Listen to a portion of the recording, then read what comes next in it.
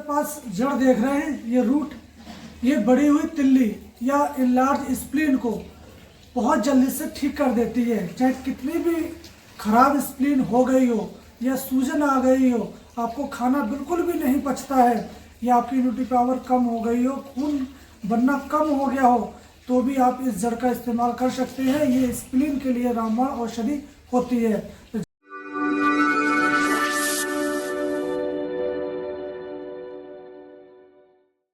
Enlarge spleen या बड़ी हुई तिल्ली को ठीक करने से पहले स्प्लीन के बारे में थोड़ा सा हम जान लेते हैं। तो साधारण भाषा में स्प्लीन के बारे में जानते हैं। तो स्प्लीन एक ऑर्गन है, एक अंग है जो स्पंजीय कोशिकाओं द्वारा निर्मित होता है, और ये आपके पेट में बाईं ओर स्टोमक के पीछे और 10वीं और 12वीं पसली के नीचे ये दबा होता है, और ये मुट्ठी के आकार का दिखाई पड़ता है। इसकी जो सेल्स हैं वो मुलायम होते हैं।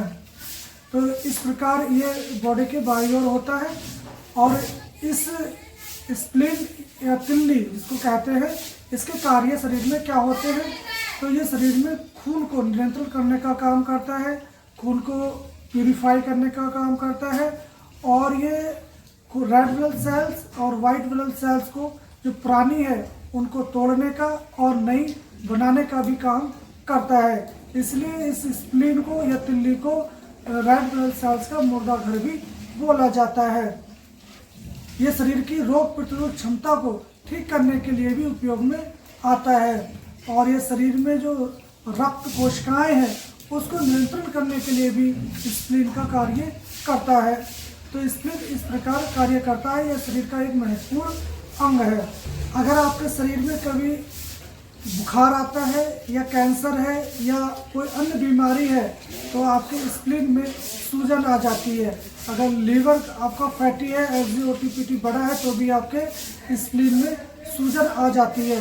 तो जैसे ही स्प्लीन में सूजन आती है तो आपके रेड ब्लड सेल्स कम हो जाएंगी, आपको भूख लगना कम हो जाएगी, आप जो खाते हैं वो पचेगा नहीं, गैस बनेगी, एसिडिटी हो जाएगी, आपका पेट साफ नहीं होगा, आपका पेट भरा भरा सा महसूस होने लगेगा, और खाना खाने के बाद आपके बाईं ओर पेट के नीचे दर्द भी महसूस होगा। वो दर्द कभी तेज या हल्का सा हल्का बना रहेगा। ये स्प्लीन के लार्ज होने के आपको सिंड्रोम दिखाई पड़ सकते हैं। तो इस प्रकार आप पहचान सकते हो कि स्प्लीन आपकी लार्ज है या स्प्लीन पर सूजन है या स्प्लीन में वृद्धि हो गई है। आप चाहें तो आप किसी डॉक्टर के सलाह अनुसार इसमें अल्ट्रासाउंड या सोनोग्राफी के द्वारा भी इस स्प्लीन की लार्ज के बारे में जान सकते हैं, उसमें भी आपको स्पष्ट हो जाएगा। तो स्प्लीन जब लार्ज आ जाती है अल्ट्रासाउंड में, तब आप ट्रीटमेंट की बात आती है, तो आप कई तरह के ट्रीटमेंट करवा चुके हैं या करवा रहे हैं काफ़ी समय से, फिर भी आपकी स्प्लीन जो है लार्ज वो ठीक होने का नाम नहीं ले रही है। तो ऐसे में ये जड़ मैंने आपको दिखाई, ये जड़ एक ऐसी औषधि है जिसको हम सरपुंखा के नाम से जानते हैं, जो आपको रोड के किनारे या खाली पड़े स्थानों पर बारिश के बाद ये उगती है। तो ये सरपुंखा की आप पहचान कर सकते हैं। इस सरपुंखा के जो फूल हैं ये नीले रंग के होते हैं, वाइट रंग के भी होते हैं, और जो इसकी पत्तियां हैं, जो कशौंधी है उसकी पत्ती की तरह होती है। इस सरपुंखा की पत्तियां आप जहाँ से भी तोड़ेंगे वहाँ ये ट्रायंगल में टूटेंगी, तीर की तरह टूटेंगी, कभी एकसार नहीं टूटती है। तो इस प्रकार आप सरपुंखा की पहचान कर सकते हैं। तो आपको करना क्या होगा, आप इस सरपुंखा की जड़ को ले आए, इसको साफ कर ले, सिलबट्टे पे पीस ले। करीब 3 ग्राम की मात्रा में आप इस सरपुंखा की जड़ और छाछ, आपको अगर गांव में है तो आपको देसी गाय का छाछ मिल जाए, आप उसके साथ इसको सुबह खाली पेट सेवन करें करीब 2 से 3 हफ्ता। तो आप देखेंगे आपकी कितनी भी लार्ज हो या स्प्लीन में कोई भी और प्रॉब्लम हो तो आप इसका इस्तेमाल करके देखें।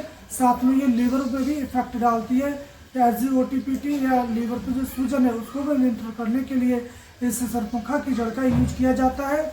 और आपको कभी भी पेट में अगर दर्द है, समझ में नहीं है कि काहे से दर्द हो रहा है, तो भी आप इस सरपुंखा की जड़ को ले लें और उसको तोड़कर मुंह में चूसें, तो भी आपके जो पेट का दर्द है वो तुरंत शांत हो जाता है।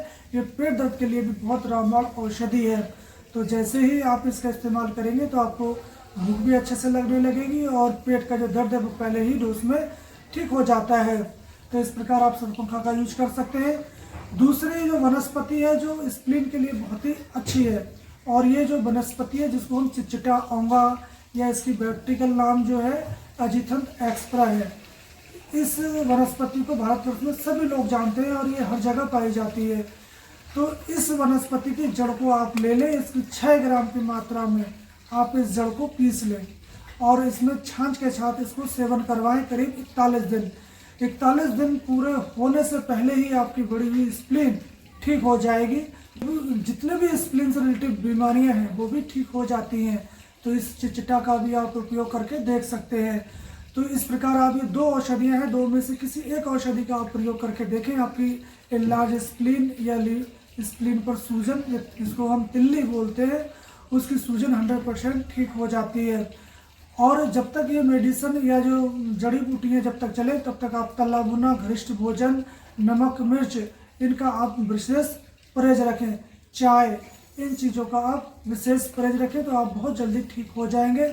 आप खाने में हल्का भोजन लें, सपुच्च भोजन लें, जैसे तुरैया, टिंडी, परमल, इन चीज़ों का ज़्यादा सेवन करें, छाछ का ज़्यादा सेवन करें, फलाहार ज़्यादा लें तो आपकी स्प्लीन बहुत जल्दी ठीक हो जाती है।